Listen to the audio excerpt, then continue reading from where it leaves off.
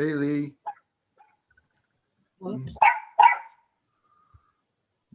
Mandy. Okay, Mary, you're all set. Okay, so just reminding everyone we're live streamed and our meeting's being recorded. Today we have a couple of guests at our meeting, folks from the community who have interest in serving on either one of our subcommittees or the board. So just wanted to make sure we introduce you all. And if we could just take a couple of minutes at this point in the meeting for you folks to just give us a brief statement about your interest in serving, that would be really helpful. Kelly, do you want to start? Sure, I'll go ahead. My name's Kelly Pia Miller. I'm as a professional, I'm the social worker at the Attorneys for Children office. I've been there for a number of years and work with the attorneys in the office. I'm part of the family treatment court team with Judge Rowley. And I also was a foster parent for several years. And I'm interested in this. I think I'm more interested in the process and being more involved. I'm fortunate that as part of my professional career, my office is often pushing us to, become more involved in different ways in the community. And I also just feel like I have a little bit more time now than I used to. My children are getting older, and this is something that I'm recently heard about and more interested in. So thank you. Okay, thank you. Mandy, can you tell us a little bit about yourself?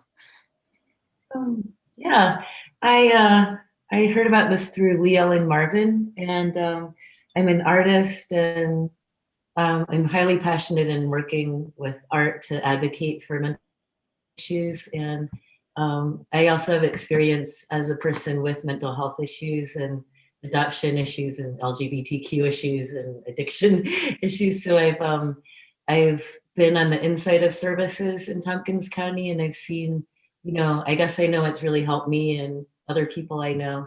And I also know what has helped me in ways that a lot of people don't know. So I guess it's more just, I'd love to help any way I can to take what's so great about this place and make it even greater, or maybe connect, any way I can, and help maybe bring arts into the mix too. Oh, thank you. Good. Lee, could you share some things would be helpful?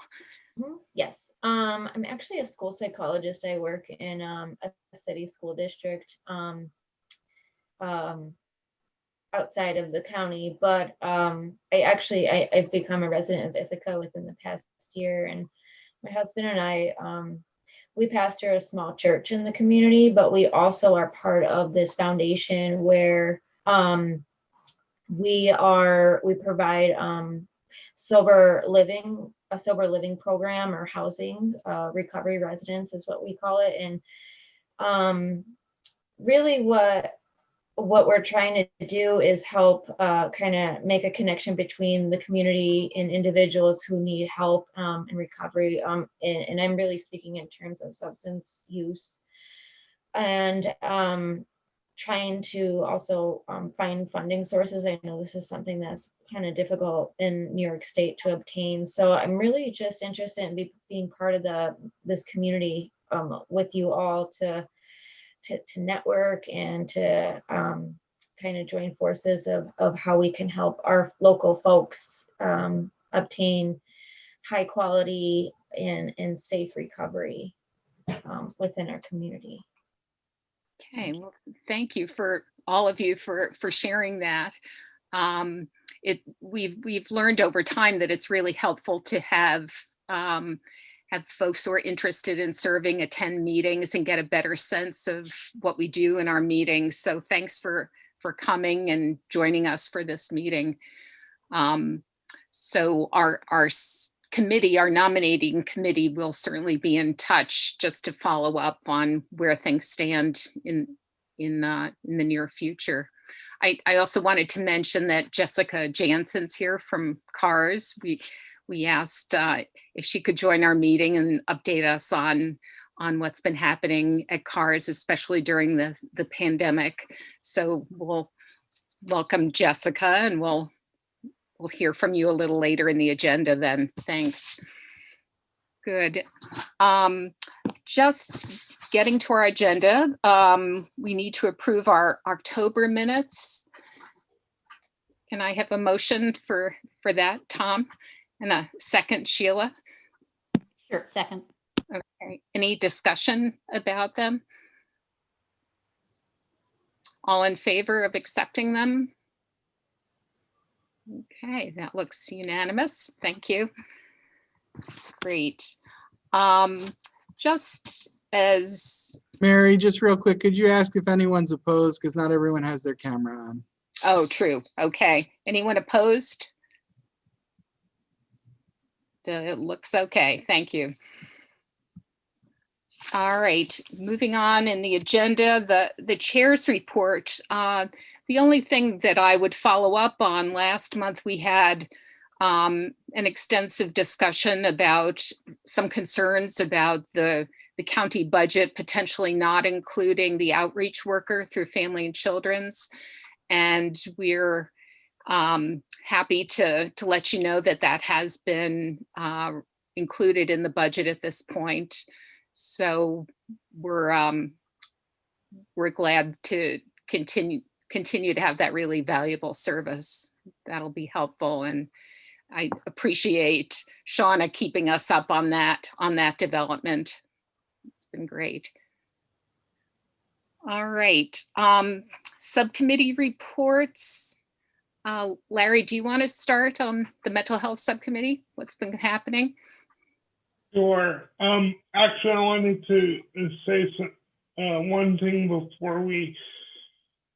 before I give my subcommittee reports. Some of you may have known Stu Grinnell, who was the clinic director for a while, but worked at the mental health department for a long time. He passed away recently. I haven't been able to find a obituary, just a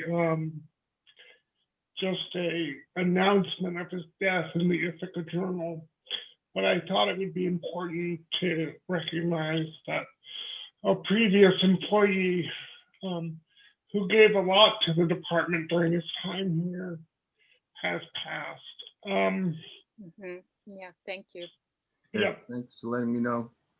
Yep. So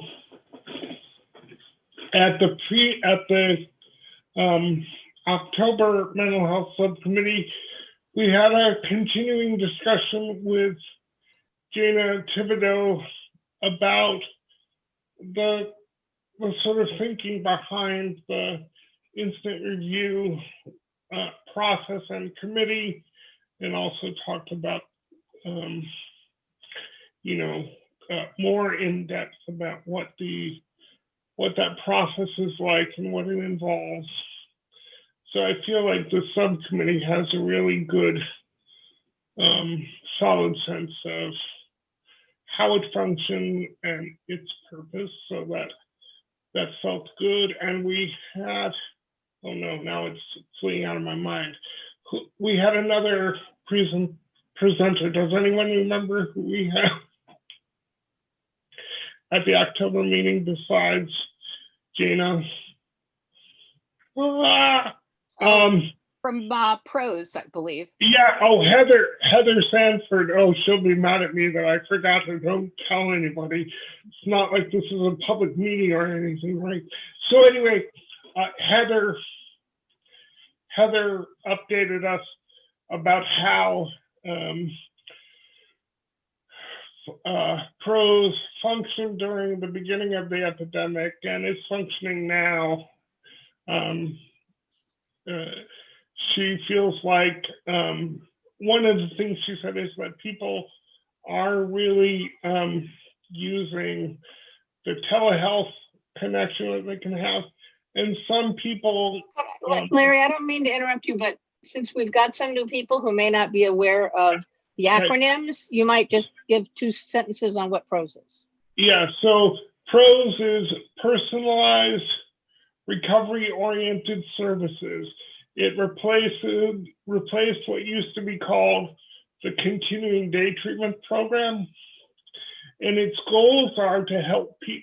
Its goal is to help people who meet certain diagnostic criteria to meet self-identified goals, usually around community engagement and employment.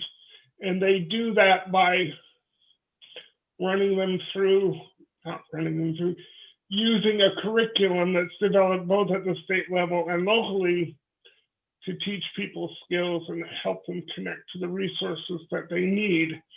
And all of the classes before the pandemic were taught on the first floor, which people usually call the pyramid room. If you look at the building, it's the room with the big pyramid, and in classrooms around that area, near where reception is. We have about 70 to 80 people who are enrolled in that program. One of the things that I didn't know, but I'm glad to know now, and it's in a course. It's mostly a Medicaid program. Medicaid pays for people to attend, but there are people who come to the program with private pay.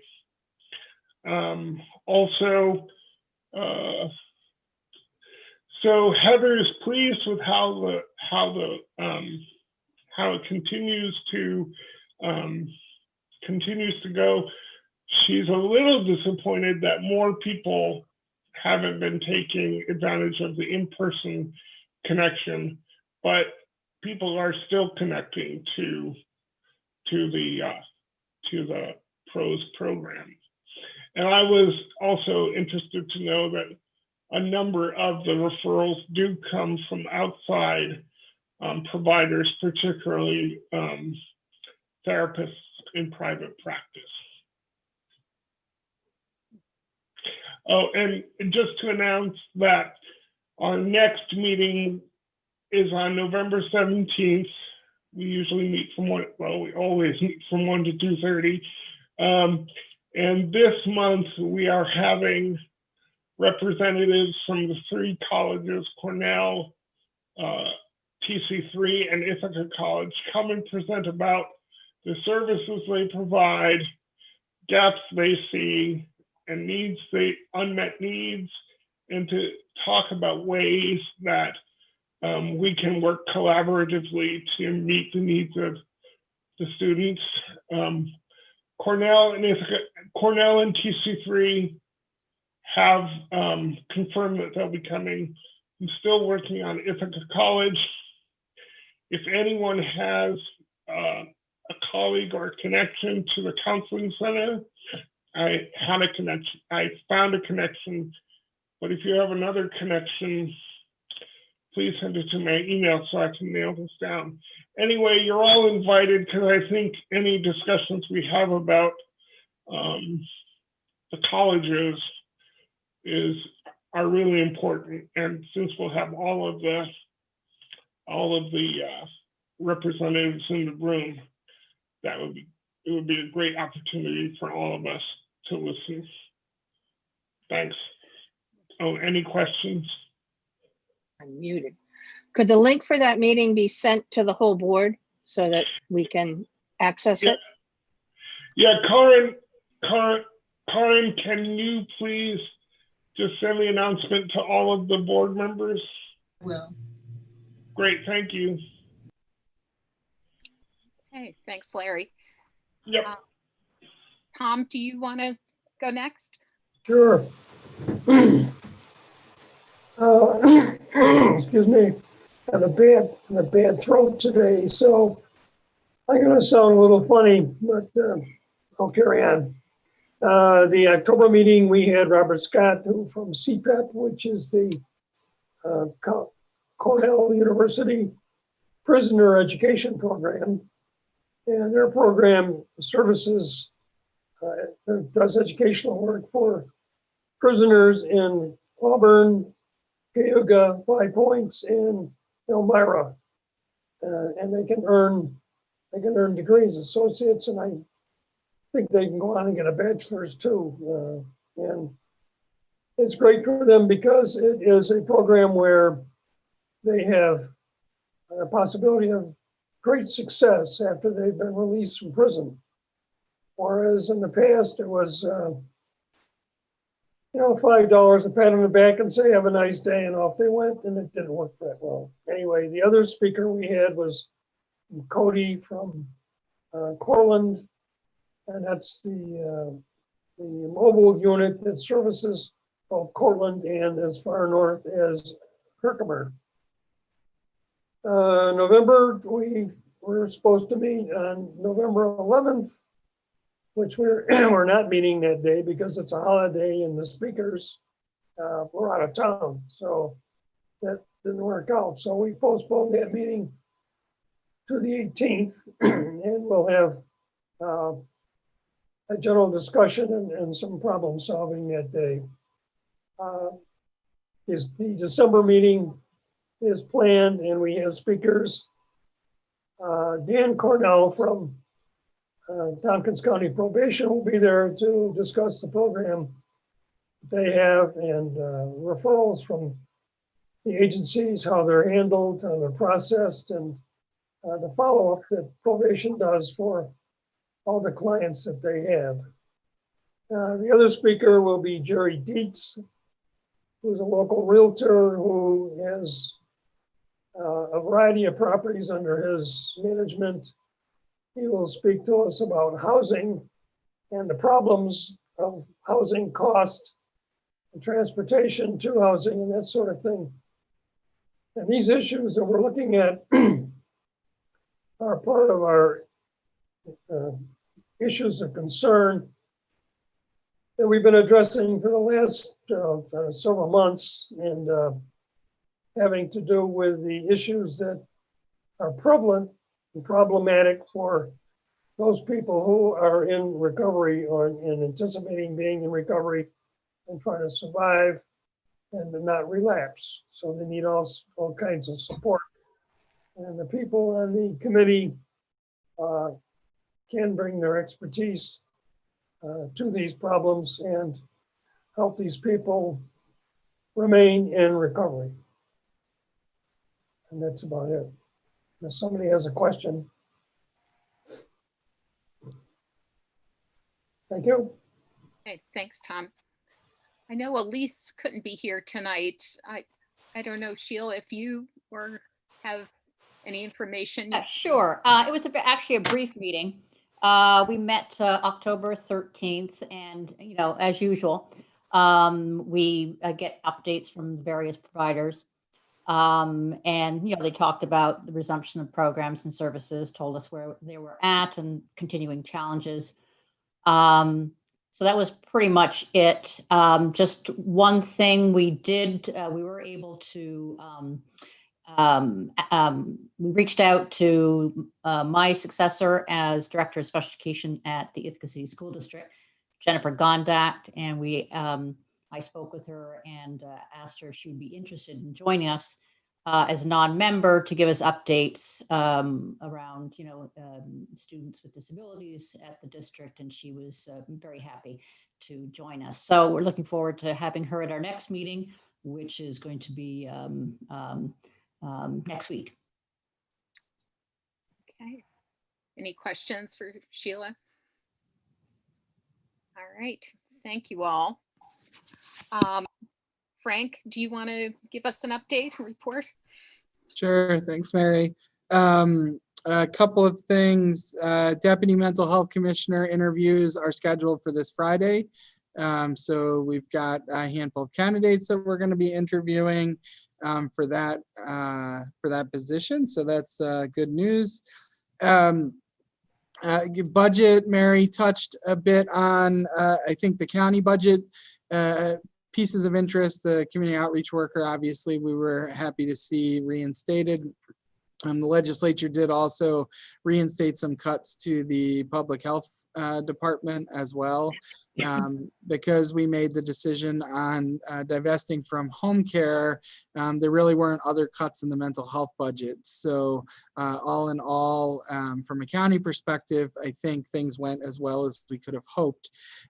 What's looming in the future are the state cuts. So this year in the third and fourth quarters, the state has withheld 20% pretty much across the board. Not pretty much across the board. So we felt that both internally to the department as well as the contract agencies have had to navigate that. We are expecting that we will see that again in 2021, but we won't know the permanency until the governor releases his budget for 2021, which I think comes out the last week of January. So we still have to weather that situation. Jeremy Porter and I did send out a questionnaire to all of our contract agencies about the 20% reductions. We have been applying them just across the board. So agencies are getting 20% less in each line item than they did previously, or that we expected. We wanted to make sure that for 2021, if these are going to become more permanent, we can at least start to have some conversations about programming and whether there are programs that are in jeopardy. It seems like other than the substance use providers, most of the other programming, it will hurt and there will be reductions, but it didn't seem like there were a lot of program closures that would happen. Now we've got to go back and talk with each of them and kind of fine tune that so we understand more clearly what they meant and their responses to our survey. I think the substance use providers get large chunks of money from the state, so it's a bit more challenging. Jessica will talk a bit more about CARS and how they're doing to move forward, but I think both the CARS and the Drug Council have already taken steps to recognize that those cuts may be more long-standing. So we're working on this. If there's anything programmatically that we think is in jeopardy as we navigate this, we'll of course bring that back to the board and let you all weigh in on what our options might be. But I wanted you to be aware that getting through the county budget process is step one of a two-step process, and that we still got to weather what comes from the state budget. Police reform. So I wanted to, there was questions about when the mental health substance use communities would become a part or have an opportunity to join those conversations. And what I can tell you is that the process is still kind of winding its way forward. I think right now they're in a listening mode, and I think they're about to have the first on Friday of several kind of listening sessions. I don't want to call them a focus group. That's probably too strong a word, but it's an opportunity for folks to be heard. So as those announcements come out, I'll make sure that Karen has them and can forward them on to the board and subcommittee members. I do think, based as how it's been described to me, that there will be multiple formal opportunities for mental health and substance use providers and advocates and users of our service to be engaged as the process moves forward. There will be a law enforcement and public safety working group, which isn't just law enforcement and public safety folks. There will be others in that, kind of looking at how we can address it from that perspective. There will be a community/communications working group, and there will also be a public health subgroup of that communications group. So there should be multiple opportunities for us to be at the table and providing insight and advocacy, as well as really helping find solutions around the conversations for police reform. So that's what I know right now, and we will continue to keep you all updated as those opportunities present themselves. So those were my updates, Mary, and I'd be happy to take any questions.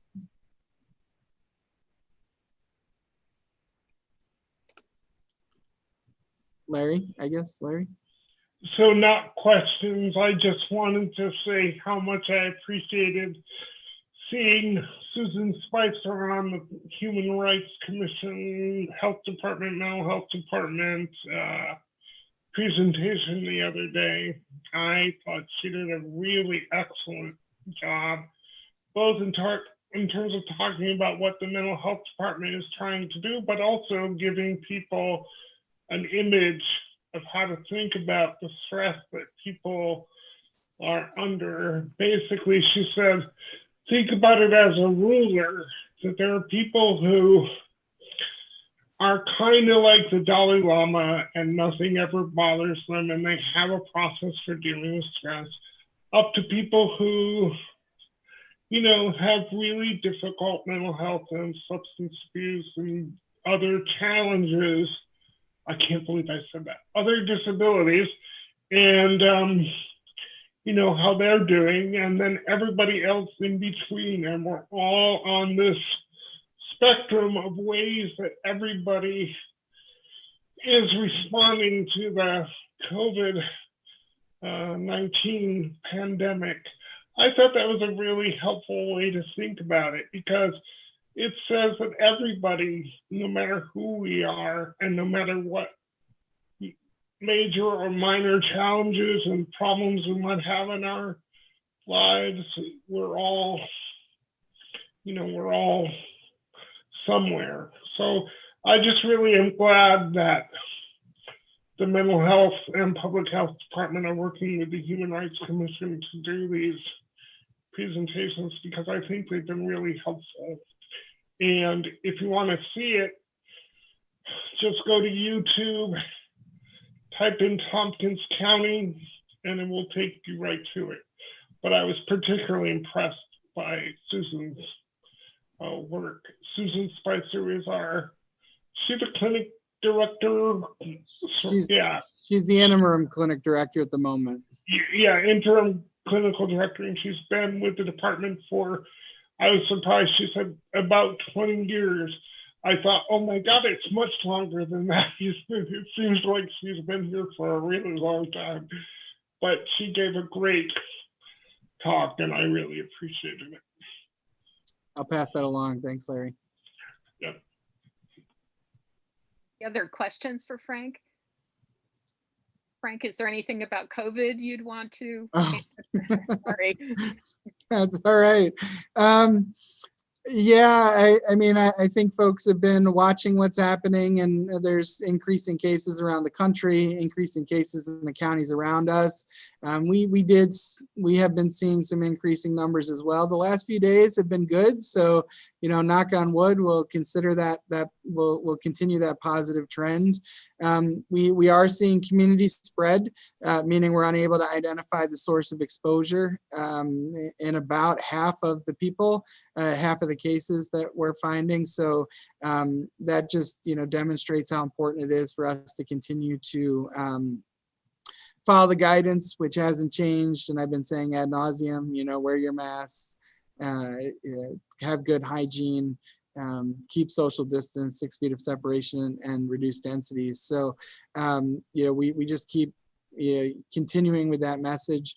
There's been a lot of work with all of our school districts. I think they've all now been impacted with a case. And so the first case in every district is always an interesting night and weekend, usually for me, working with the superintendent, because it's a shock the first time. You know, you can have all these plans on paper, but when you have to actually implement it, it's scary. And they've all been great. They've been great to work with. They're very interested in protecting their communities, and so we've been able to work through it with all of them. I think as they get their second and third cases, it becomes more routine for them. And not that any of this is routine, but it's not the first time anymore, and things it goes a little bit smoother for them and their teams. So lots going on. Ithaca College announced, their plan for return in the spring. Cornell is planning, and TC3 are both planning for departures over Thanksgiving and what will happen during the intersession. This weekend, the big change was the governor now allows testing out of his 14-day travel quarantine. I'm going to say it. I'm probably going to say it 1,000 times over the next 2 weeks. You cannot test out of quarantine for a contact to a case. That the disease doesn't work that way. The governor can make whatever rules he wants about folks that are not actual contacts to a case, including those that traveled, but you cannot test out of quarantine if you're a close contact. So we're going to have some messaging going out probably tomorrow to that effect, just to make sure that that continues to be clear for folks.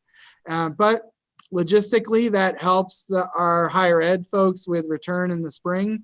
And so they are going to have to redo their plans again because they were planning for the 14-day quarantine. And now there's, this testing option. So as always, things change pretty routinely, and folks have been great about being flexible and patient as plans have to be rewritten and rewritten and rewritten. So that's kind of where we are. Paula? Just in case any of you know anyone who needs this, if somebody is under quarantine and hasn't voted yet and wants to vote, the League of Women Voters will bring them a ballot, wait for them to fill it out, and deliver it to the election board. Yeah, thanks, Paul. Yeah, that's a great information. Where we talk to those folks daily that are in quarantine, and so we're trying to get that message out to them through that route as well. Oh, that's great to know. Good. Travis? Frank, I'm just curious, if someone tests for COVID, is the thinking now that by doing that, if they hadn't had contact, they're clear? Like, can it still present itself after a negative test is my question. Yes, yeah, and that's the reason you can't test out of quarantine as a close contact, right? So the incubation period is between 2 and 14 days. The test only tells you in that moment you were sampled whether you were positive. Up until that 14th day, you could still incubate and become positive.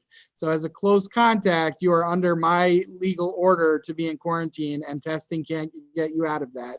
For those folks that were in quarantine because of travel, that was a parameter that the governor established. And so it's certainly within his prerogative to change that parameter. But it is a less protective mechanism, but I also understand that it was impractical to have every state in the country on a quarantine travel list, which is essentially where we were. So it was an acknowledgement of the realization of what's happening around the country, still trying to create some protection through testing, but it is different and it is less restrictive. Thank you. Okay. Stu? I just want to comment on the statement you made earlier about the COVID, Frank, and moving forward with the commissioner, the assistant commissioner, the hiring portion of that. Nice to see that that's on track. I saw that Larry got excited too. So that's it. Yeah, I bet Frank's excited too. It'll be Yeah. Jeremy is the most excited person. great. Good. Okay, thanks, Frank. Jessica, thank you for coming, and we're interested to hear what's been happening at CARS and anything else you'd like to share. Well, thank you guys for inviting me to attend this meeting again. It's nice to see those of you who I've met in the past, and there are a handful of new faces of people I have not met. So I have a clarifying question going back to COVID for Frank. You were almost off the hook. Is the testing when you're in close contact different for essential workers? So can you test out of quarantine if you've been a close contact when you're an essential worker? That's a good question. You're not necessarily testing out of it, but as an essential worker, you are able to continue to work. One, if you're identified in a field or a business that is essential, and the Empire State division, something. The people that were doing it before are still doing that. And then your employer has to determine that you are critical to the operations of your business. If they make that determination, you can return to work. There's guidance that needs to be followed. Minimally, there needs to be a 6-foot separation from everyone at all times. So having to work within the work structure to make that happen is usually the biggest challenge. But essential workers that are in mandatory quarantine can return to work as long as they are deemed essential by their employer. And by essential, that means critical. You couldn't run your operation without them. And then 2, there is some additional guidance that they would need to follow while working. Okay. Just making sure I understood that of late with, the what's been going on up at the residence. Yep. So that's a good segue, I suppose, into talking about some of the CARS programming. So I will start with the residential program. Probably the biggest update we have for the residential program is that we have transitioned to an all-male facility. We opted to do that, early summer, late spring, after looking at data that essentially showed us that roughly 70% of our unsuccessful discharges were related to inappropriate relationships between clients. So knowing that we have the women's facility coming and OASIS not really supporting having 60 women in one facility, we opted to go to an all-male facility and are continuing to work on getting our female facility open. The women's facility is we still have not got the bid documents out, but the timeline keeps getting pushed back, and it's primarily related to 2 things. One, the building itself is actually going to be on 2 towns technically. So that created a large delay before I started in January. Since then, there have been delays related to the septic system. So we had the bid documents nearly completed and ready to be put out. And then we learned that the DEC wants us to fully excavate our old septic system. We put in the new one, hospital grade, I think. And now they're asking us to fully excavate the old one, whereas in the original plans, we were just able to cover it up. So that delayed us a few additional months. So the project is now pushed back to a potential open date, and I will say that loosely, of March of 2022. Part of the delay is obviously the New York weather. So you're not going to have a building that is as sound if you try to build it through the winter months. So we are leaving some flexibility for the contractors there so that the building is done properly, but also, sorry, that's my back machine, if you can hear that. But also so that the contractor can reduce the costs if they have the ability to say, well, we're not going to break ground until the spring of 2021. So we're still working on that project. Going back to our existing facility, we did, it was about 4 weeks ago at this point, 3 weeks ago, we had our first positive staff person at the facility. That staff person had been in contact with a number of people at a number of clients as well as staff at our facility. So we immediately tested everyone and everyone came back negative. Ironically, one of the staff who chose not to come to work during that time, she was pregnant and did not want to be exposed. She stayed home and her children actually brought it home to her. So when she returned to work after everyone was tested, she ended up getting sick and having to be tested again and then turned out to be positive. So that was our kind of second staff person. We texted everyone who she had close contact with. That all came back negative. Then the following week, we had a client test positive. We then tested everyone he was in close contact with, who also all came back negative. So I say that to say that in a facility where there are, upwards of 70 or more people in the facility every day, 3 to 4 people sharing bedrooms, I'm really proud that the staff have been able to contain the virus the way that they have. They are wearing their masks, they're social distancing, they're washing their hands frequently. The clients are actually even reminding each other at this point to adequately social distance. Sometimes it'll be Jessica's coming, pull your mask up. But they're doing a good job. So at this point, knock on wood, everyone comes off quarantine. Anybody who was a potential exposure comes off quarantine tomorrow. And we have no new cases for 14 days. That'll be, so as of Wednesday, we should be in the clear. I think that's it for the residents. For the outpatient program, as you can imagine, there was a pretty significant dip in people being served and the amount of service being provided when COVID first hit.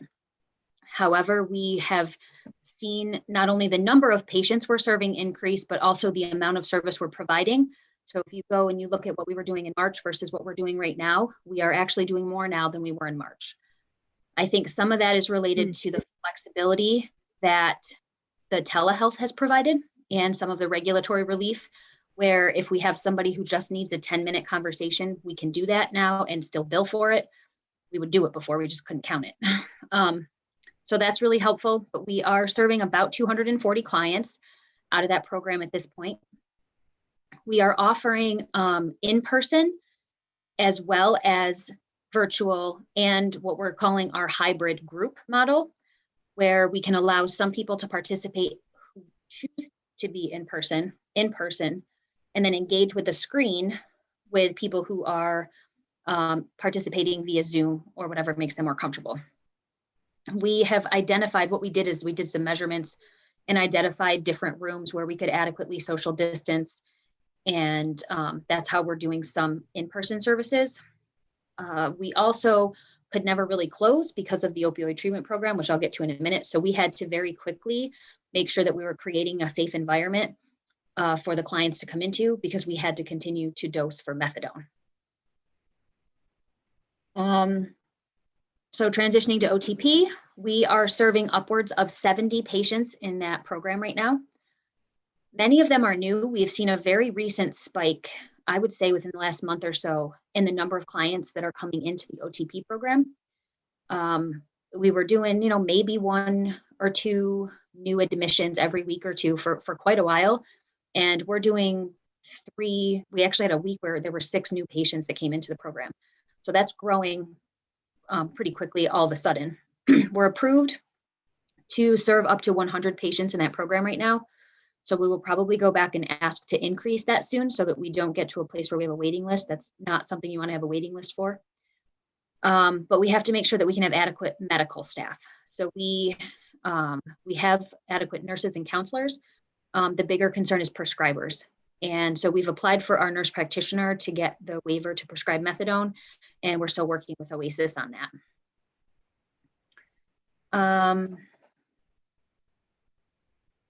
think that's it for programming. So can I pause there and just find out if you guys have any questions about programming? Stu? Yeah. What did you say? How many people are being treated with methadone? About 70 right now. Okay. And that's been uniform throughout the COVID pandemic. Yeah, so there was some regulatory relief with what they call take-home doses, Stu, where the clients can come in and we can give them the methadone to take home. But obviously, newer clients coming in, that's not safe. So there's certain criteria they have to meet in order to be able to take the methadone home. So more than 50% of our patients are still getting dosed daily in person. In person, okay. Yep. Okay. So that's relatively new for you guys. I was looking to see how that's working out. It seems to be going very well. We have a really strong nursing team, which is where a lot of the bulk of that work is from the medical team. They're doing very well. The clients rarely miss their doses of methadone. And in fact, what we're learning is that these clients are very engaged in treatment. So it's really nice to see that. They seem to be really engaged in treatment. Right. In counseling too, not just getting their methadone. Good. Yeah. Thank you. Okay. I did want to speak a little bit about the funding cuts and how that has affected CARS, as well as the lost revenue. So, I mean, it's not a secret that all agencies are struggling right now. When you're facing cuts from New York State, or when you have less patients, you obviously have less revenue. So that seems to be something that we're constantly looking at CARS. We've done a lot of reorganizing. We have a lot of new leadership in place at CARS, obviously myself included, my chief financial officer. He started in April, maybe mid-March, April. And we have a new director down at the outpatient program and OTP, Erica Catraccia. Some of you are probably familiar with Erica. She's worked with CARS for about 5 years. And we're currently in the process of looking for a new program director for the residential program. Allison Bassey unexpectedly passed away about 6 weeks ago. So we are now having to fill the program director position as well. So there's been a lot of transition at CARS. During the time that we've done that transition, we took the opportunity to do some reorganizing, which allowed us to eliminate some positions that were not filled, which helped us save money and respond without having to do a bunch of layoffs to the lost revenue as well as the funding cuts. At the end of July, I think it was around July, we were forced to eliminate, there was a total of 5 positions, 4 of which we had to let staff go. But otherwise have been able to sustain our staffing. And the 4 positions that we eliminated were not direct service positions, and they did not impact service to clients. We are actually continuing, with the exception of the residents, because we can't take admissions when we're going through the COVID quarantining and isolation process. We're serving more clients in all programs than we were back in March. And hopefully we'll be back there with the residents as well once we can get through this stint of COVID. I think that's it. Questions?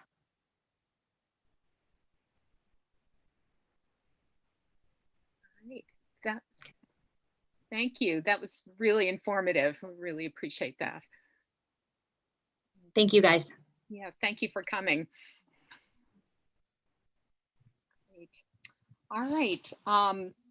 Moving on to a strategic planning update. Kaki agreed to update us on this as one of the members of that committee. Kaki got put on the agenda. That's right. To sort of bring up to date our guests, last year, after extensive surveying and discussion and such, the county decided to move forward with a proposal to integrate the public health department and the mental health department, which is one of the reasons why you keep hearing the discussion of both of them in people's reports. And if you haven't had a chance to look at the report that made the recommendation, it's on the county's website, and you might want to look at that. It's in the legislature site to sort of understand a little bit more about why that decision was made. But the sort of stopped and has started again a strategic planning process to try to implement that proposal and move toward having an integrated department. Right now, the 2 departments operate separately with separate budgets, but as you've been hearing tonight, are doing a lot of collaborating and working together, and it's sort of happening organically, which is really wonderful to see. So there's a group, I believe, of about 23 staff from the 2 departments who have come together and are the staff strategic planning committee working with some outside consultants. There's also an advisory board to them, which is made up of 4 members from each of the 2 boards, also Shauna and some of the senior leadership at the departments. So this was our 2nd meeting. We had a little bit more meat this time because we were presented with a draft set of sort of mission, vision statements and intent statements and value statements. All of us sort of know what mission and vision statements are, and I can't share the details of the document with you or share the document with you. We're not trying to be rude, but it's still a confidential draft, and this is a public meeting. So the one of the things that the consultants are very big on and is this idea of creating intent statement. And intent statements is to really flesh out and identify what the desired future state of the organization is that would advance the identified mission and vision, and then what the priorities are for the new department, the new organization, to achieve that desired future state. We had a lot of discussion.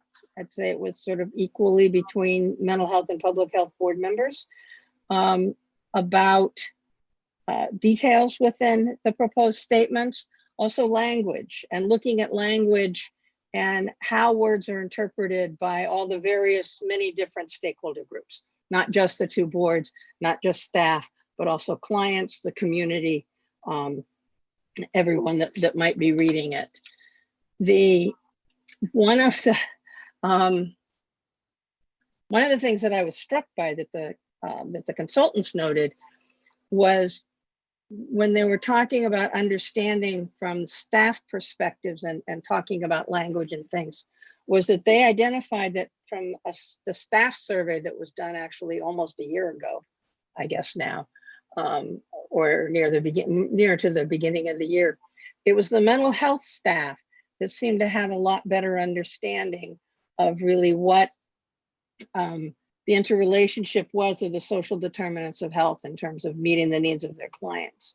And I thought that was interesting because there's been so much work done around social determinants of health in the public health department that I just sort of would have assumed that there was a better understanding there. But I was happy to hear, and I think the other members also, that that's something that is clearly important to the mental health staff as they go through this process.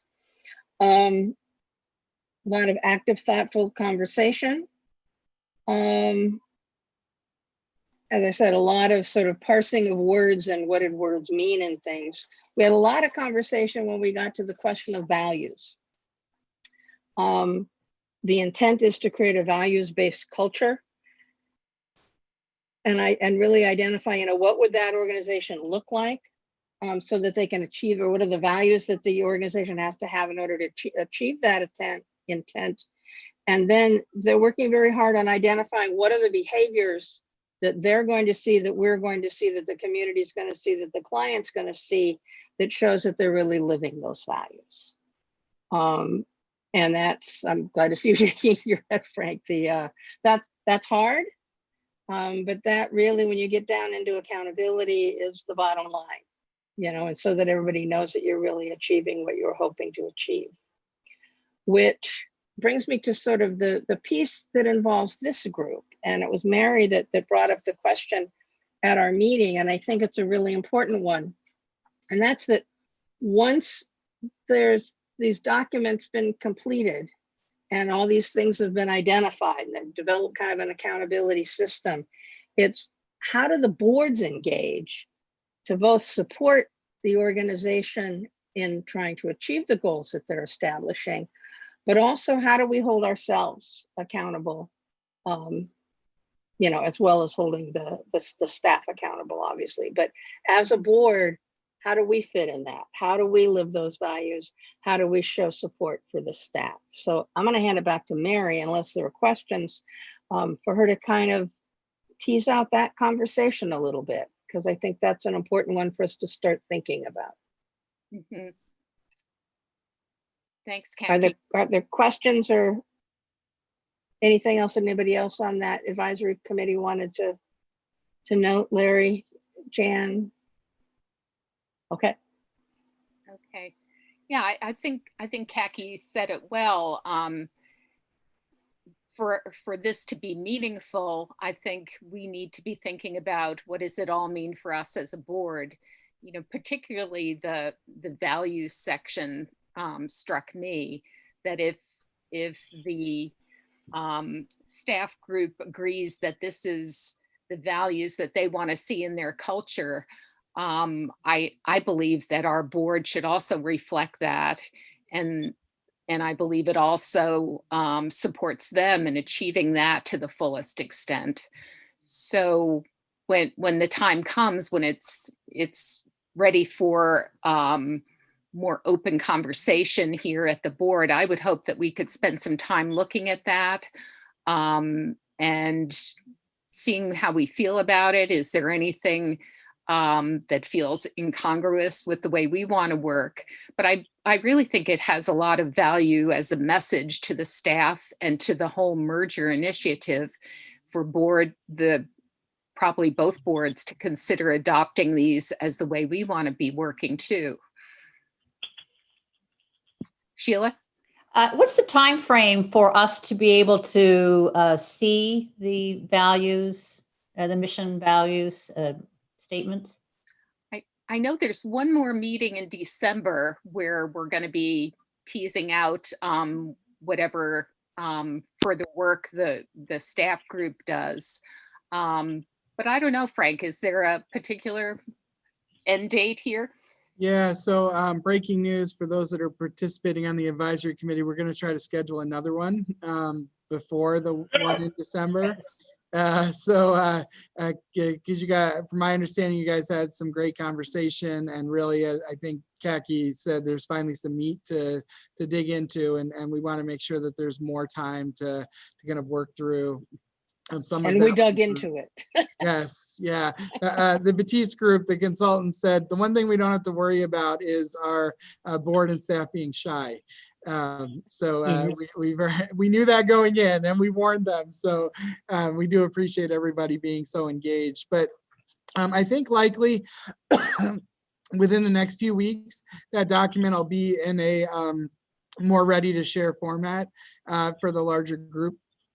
To be able to see. I will tell you, Samantha Hilson and I debrief with the consultants after every meeting that they have, whether it's with the advisory board or with the staff meeting, with the staff team. And it's only gotten better. Each iteration, every time folks have another chance to kind of look at it and fine tune it. It's never going to be perfect for everyone. There, word here, word there. But I think as far as the content and what we're trying to get to, I'm feeling really excited about it, because I see a mission and vision statements that I know I can get behind. I see equity being woven in throughout the entirety of what we're building, and I think all of that is stuff that we can really be excited about, because we have an opportunity to really build an organization that's different than what we used to have, and that really responds to our community's challenge to make sure that equity is built throughout. So yeah, you'll be getting to see it in the next few weeks, and I think you're gonna see a document that you can really get behind the statements that are on it. I was struck by the level of specificity under priorities. I think it really maps out actual tasks that will get us to that intent. So it's a nice combination of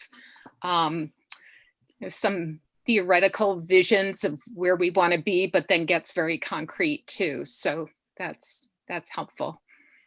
Yeah, and that's one of the selling points with the Batiste group when we started working with them. They are very focused. They want to make sure that you have achievable things to be working towards.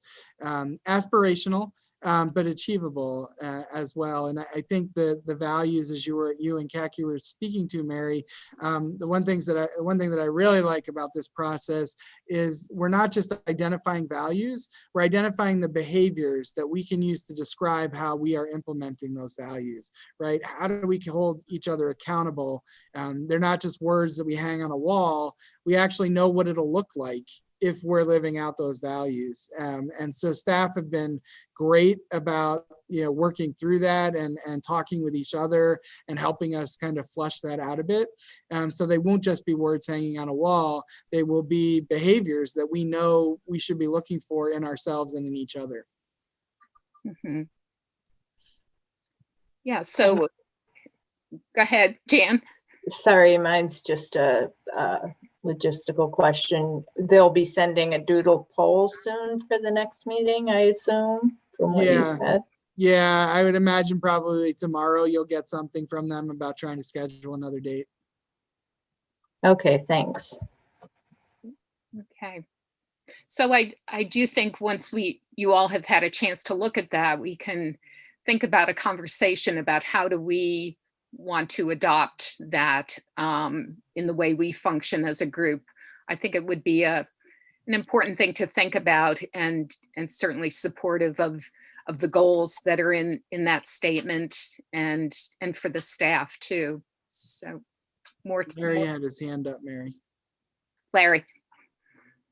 I also just wanted to say that I really thought the Batiste group took a lot of our comments very seriously. So I feel like they're really helping us to move towards a document and a set of steps that will help us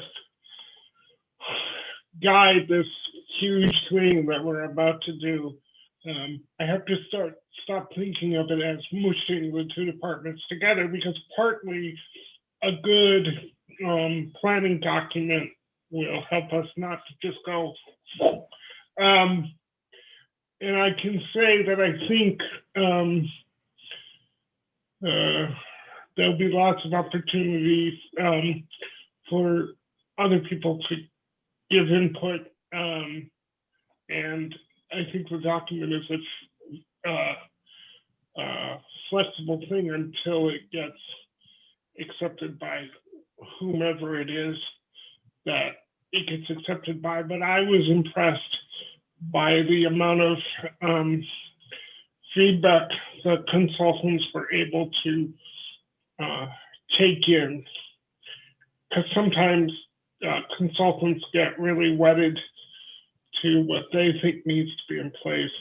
And whenever they come to Thompson County, they get sort of a surprise. But I think the Batiste group is doing a very good job. And if I could just one other point on that, Shauna, I think, has fallen off the call, but the county has established its own set of values that have been in the process of being rolled out. And absolutely, we are going to align ourselves with those values as well.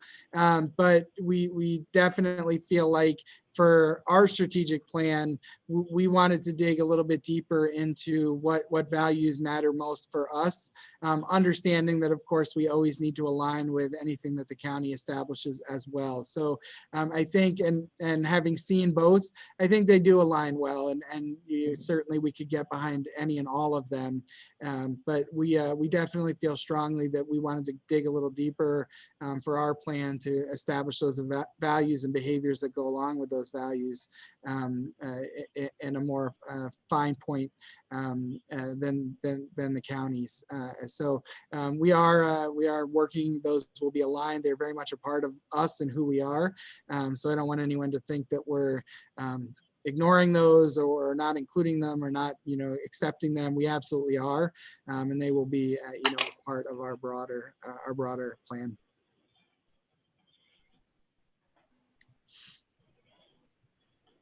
Thanks, Kaki, for doing that. All right, I think on our agenda, we need to go into executive session. Mary, Yeah. can I make one announcement before we go to executive session? Sure. I forgot about this, but we are now officially licensed as a telehealth provider in the mental health clinic. So you may know that we've been working under kind of emergency orders in order to do that. But thanks to Jana and Jeremy and many others, we were able to develop the policies and procedures and get our official sign off from OMH. So even if the emergency regulations go away, we'd still be able to do telehealth. Unfortunately, it doesn't cover phone health. It's video. So it's not everything that we want or really need, but at least we know that if the emergency orders go away, we still would be able to maintain and manage through telehealth.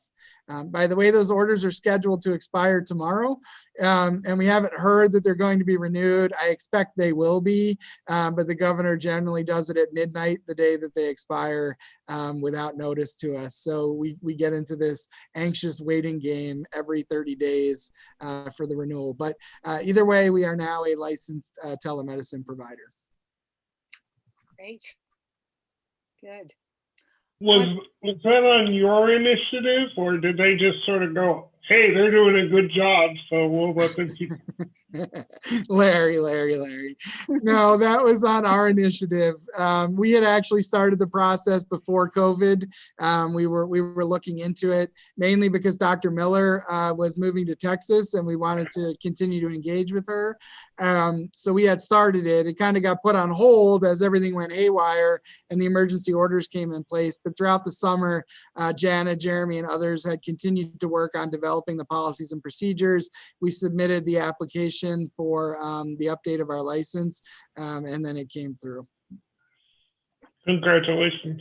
Thank you. Ours as well, just to jump in, I hadn't thought about saying that, but yes, we got our permanent certification to do that as well recently.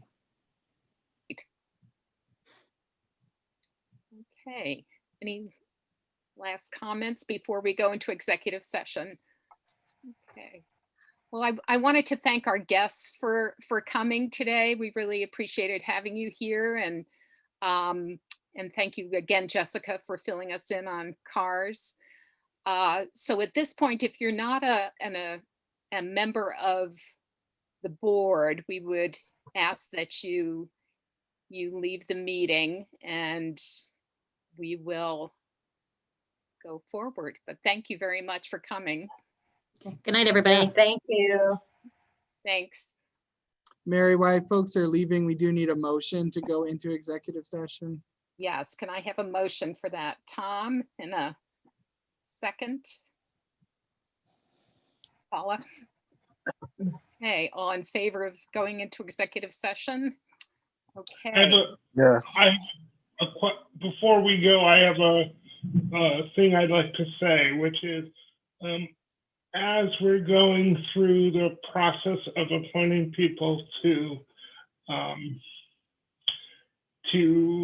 the board and to the subcommittees, I feel it's incumbent upon me to point out that the county has asked applicants to talk about their what they contribute to the board in terms of diversity, and that I think we have a responsibility, because we do so much in the community, to really be thinking about the diversity of our membership on the board and on subcommittees. So with that, I think we are in executive session, so I will stop the recording. Frank, I'm going to pause it, please. Okay. Just stopping it. So the recording is paused and the streaming has now ended to YouTube. Awesome. And then I just